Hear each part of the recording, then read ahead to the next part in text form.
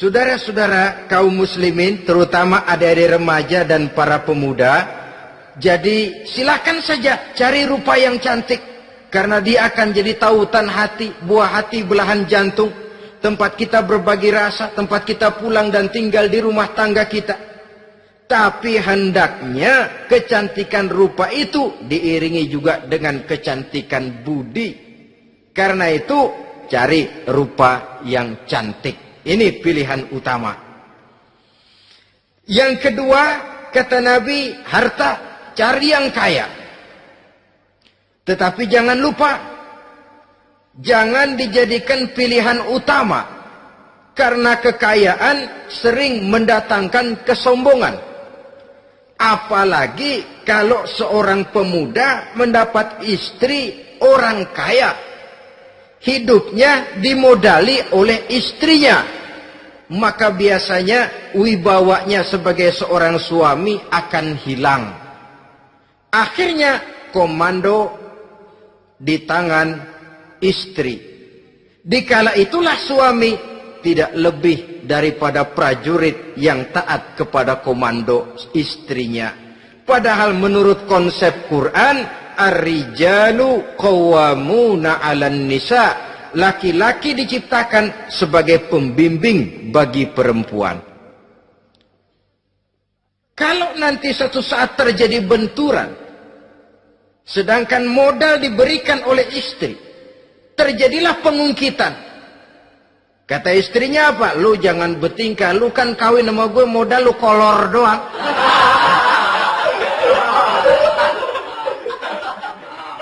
Kalau sekarang bertingkah, silakan keluar rumah. Bawa seperti engkau datang dulu. Jangan bawa apa-apa. Pergilah seperti engkau datang dulu kemari. Hilanglah wibawa seorang suami. Suami kalau udah digentak sama istri begitu, ngelempuruk kayak ayam sampar. Di mana lagi letak wibawanya? Harta sering mendatangkan kesombongan. Oleh karena itu, walaupun diperintahkan cari yang keturunan orang kaya, tapi maksudnya jangan dompleng. Sebab kepribadian seorang suami akan ditentukan oleh sifatnya sendiri. Keberadaannya ditentukan oleh karya dan perbuatannya sendiri. Itulah yang akan menampilkan kepribadian dia dalam kehidupan di masyarakat ini. Saudara-saudara kaum muslimin, terutama adik-adik remaja dan para pemuda, kan kadang-kadang di zaman sekarang kan kelas-kelas gigolo, playboy ya, nyari tante-tante kesepian, mejeng-mejeng di pinggir-pinggir jalan dengan harapan apa? Ya barter lah, tukar tambah. Nah, supaya dapat rokok, dibelikan pakaian, motor, dan sebagainya. Tapi yang jelas hilang harga diri sebagai laki-laki. Dan itu yang paling mahal. Kalau seorang laki-laki sudah kehilangan harga diri, apalagi yang bisa dibanggakan dalam kehidupan ini? Apa artinya naik mobil kalau kepala tertunduk ke bawah? Apa artinya jalan di tengah masyarakat kalau kita tidak bisa menengadah dengan satu kebanggaan? Hilangnya harga diri merupakan kehancuran awal dari sebuah pribadi yang untuk jangka panjang kita tidak akan bisa lagi berbuat banyak. Tanpa harta orang memang sulit untuk bahagia. Tapi harta semata-mata bukan merupakan jaminan bahwa orang lantas akan bahagia. Saya barangkali harus berkata, banyak orang miskin yang kaya. Tapi tidak sedikit orang kaya yang miskin. Saya ulangi ini. Banyak orang miskin yang kaya. Tetapi tidak sedikit orang kaya yang miskin. Nah, bagaimana pengertiannya? Orang miskin yang kaya, materinya sederhana, peralatan rumah tangganya sederhana, tapi hatinya kaya. Oleh karena hatinya kaya, jiwanya lapang. Sebaliknya, orang kaya yang miskin, Di tengah kelimpahan materi yang berlimpah, segalanya serba ada, hatinya yang miskin. Kelimpahan materi tidak akan sanggup mengobati kemiskinan hatinya. Sehingga di tengah kehidupan yang serba ada, dia masih merasa kurang, maka dia tidak pernah cukup. Di tengah kemilauan dan gemerlapan serta glamornya rumah mewah, dia merasa hidup di tengah gurun pasir yang gersang dan tandus.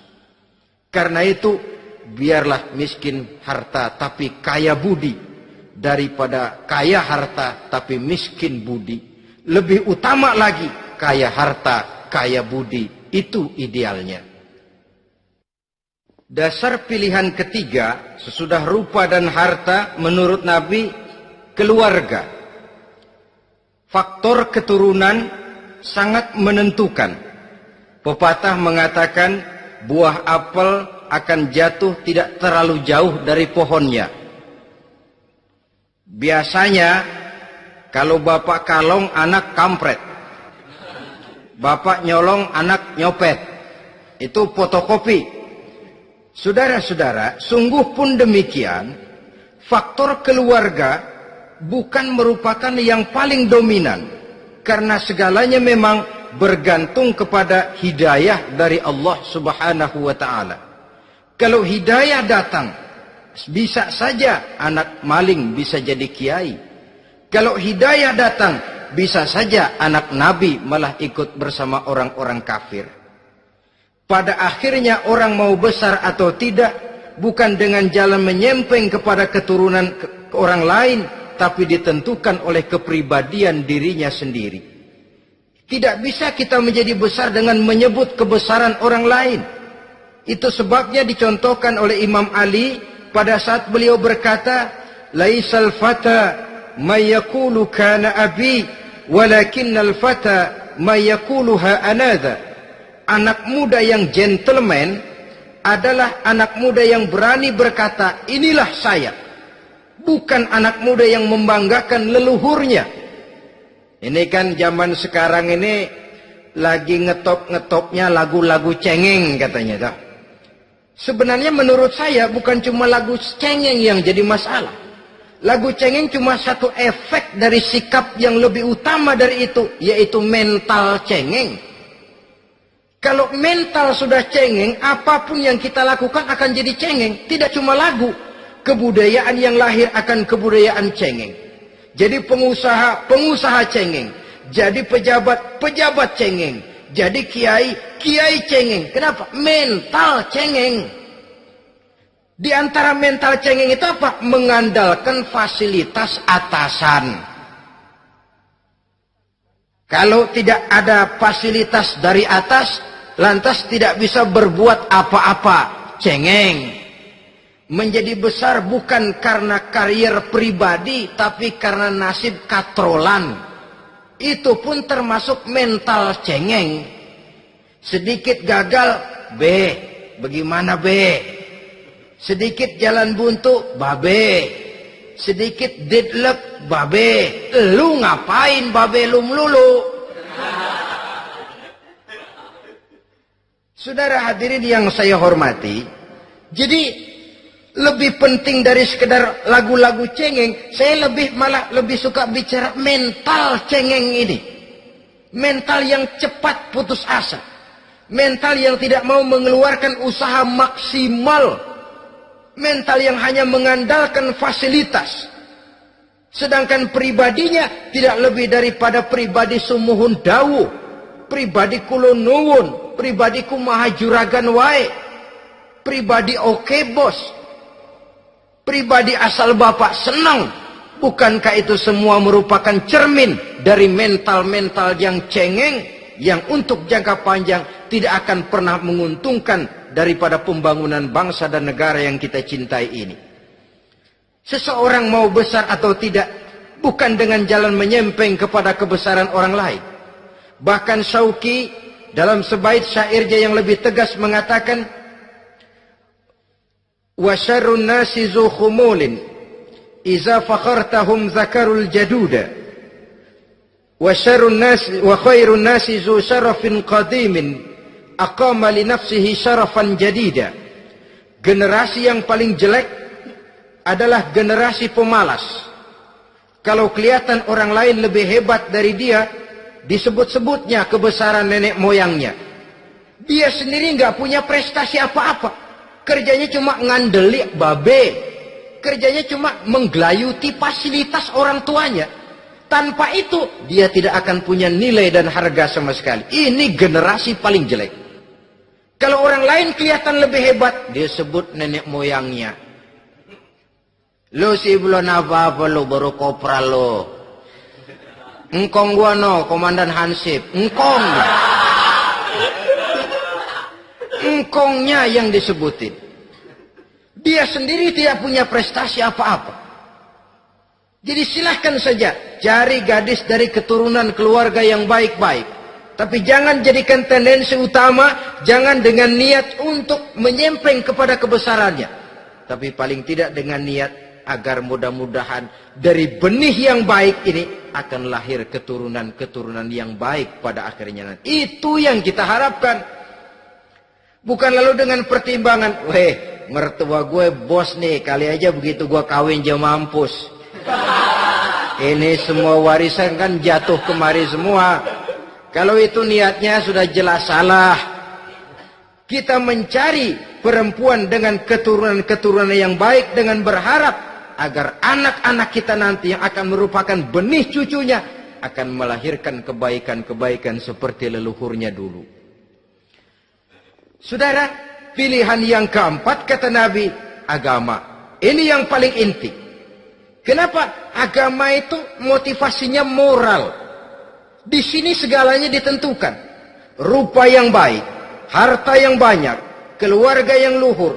Kalau sudah dilandasi oleh agama yang rapuh, bahkan tidak beragama sama sekali, ketiga hal di atas tadi hanya akan mendatangkan malapetaka. Sekarang kan kita tertipu oleh penampilan. Padahal penampilan belum tentu kenyataan. Di jalan-jalan kita akan lebih terpesona melihat gadis pakai miniskirt di atas lutut ketimbang kita melihat gadis-gadis yang pakai jilbab.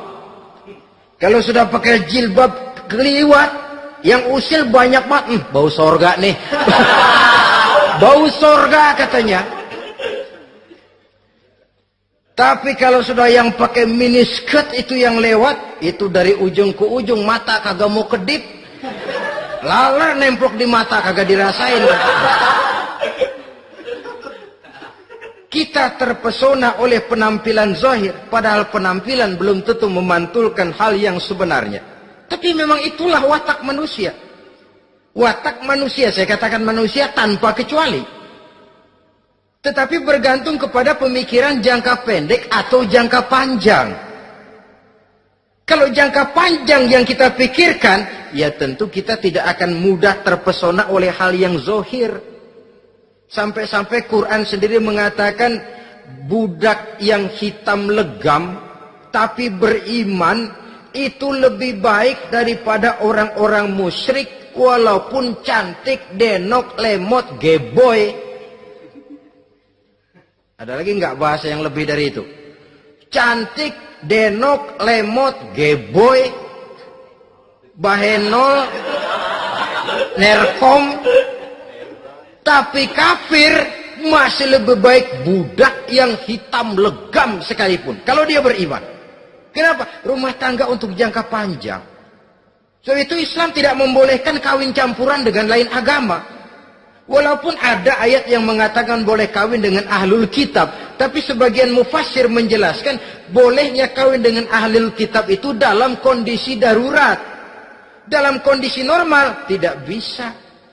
Kenapa? Kalau sudah berlainan agama akan terjadi kerancuan rumah tangga untuk jangka panjang. Bagaimana membina dalam keharmonisan di rumah tangga? Bagaimana nasib anak-anak nanti?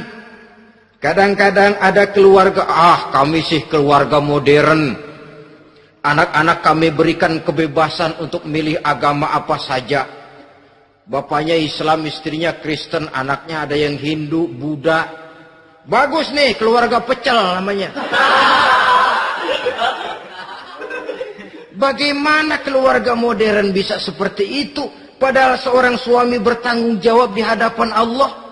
Dia akan ditanya tentang istrinya. Dia akan dimintakan pertanggungan jawab tentang anak-anaknya.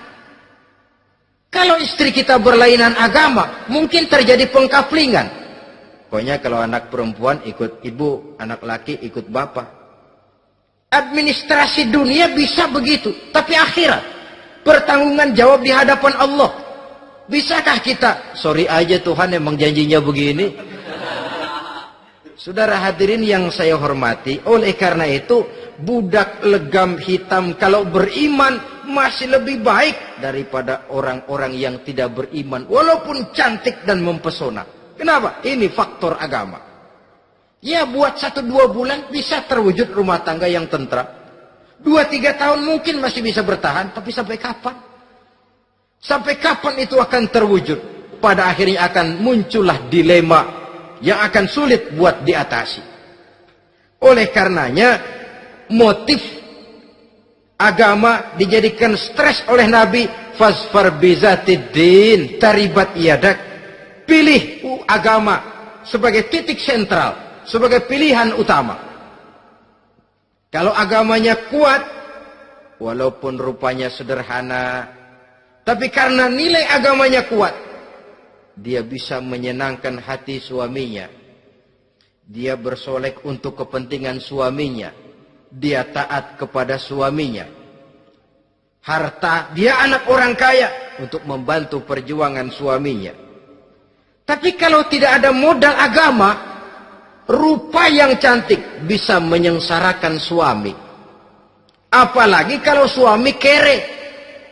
Istrinya sudah cantik, kaya ataupun tidak kaya kadang-kadang. Udah, suaminya suruh ngempuk di rumah bininya yang kerja. Ya kalau kerja mendingan kalau dikerjain itu.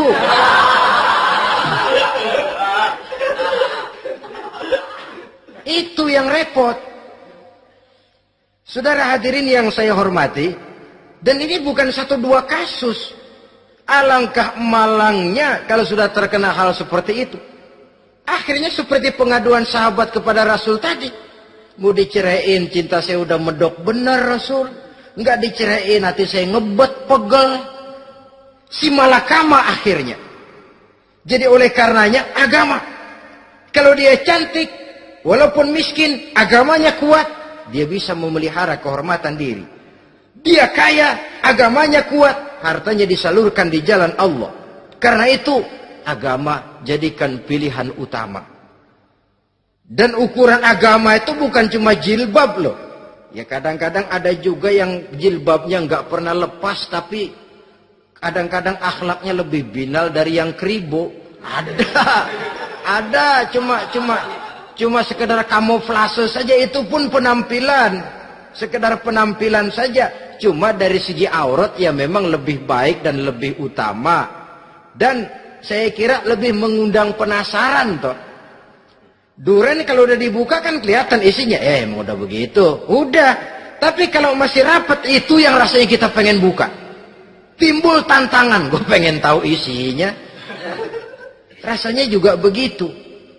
Sama saja dengan baju. Kalau dibungkus rapat di plastik, ditaruh di etalase. Adanya di toko mau serba ada. Tahu kita barang mahal nih. Biar punya duit, kita mau nawar ragu-ragu, takut nggak cukup.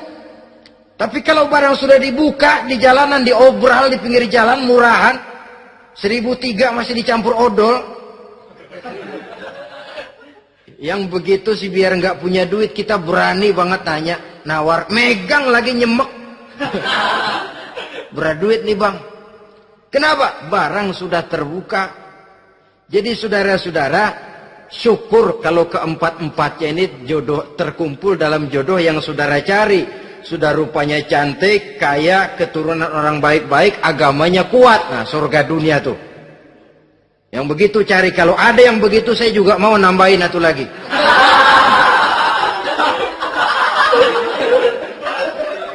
Tapi yang kumpul keempat-empatnya ini terus terang saja langka. Makhluk langka ini.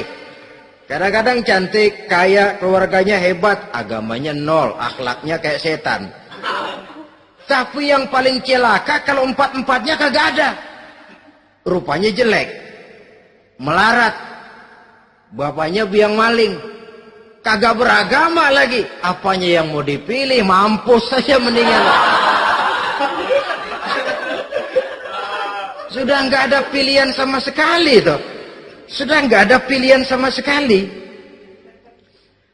Saudara hadirin yang saya hormati, terutama adik-adik remaja. Nah, lalu apa motivasi agama dalam pembinaan ini apa? Agama ini kan memberikan contoh bahwa perempuan yang baik itu, yang kita ingin jadikan dia sebagai ideal dalam pencarian jodoh, tandanya 3. Iza ra'aitaha sarratka, kata Nabi. Kalau dipandang, dia bisa menggembirakan kamu. Kan ini yang penting buat seorang suami. Kalau saudara nanti jadi suami, punya istri yang jadi partner setia mendampingi suaminya. Kalau dilihat nggak bosenin. Kenapa? Dia berdandan untuk nyenangin hati suaminya. Nggak bosenin. Kan kadang-kadang ada bini kalau kita pulang demok aja fotonya.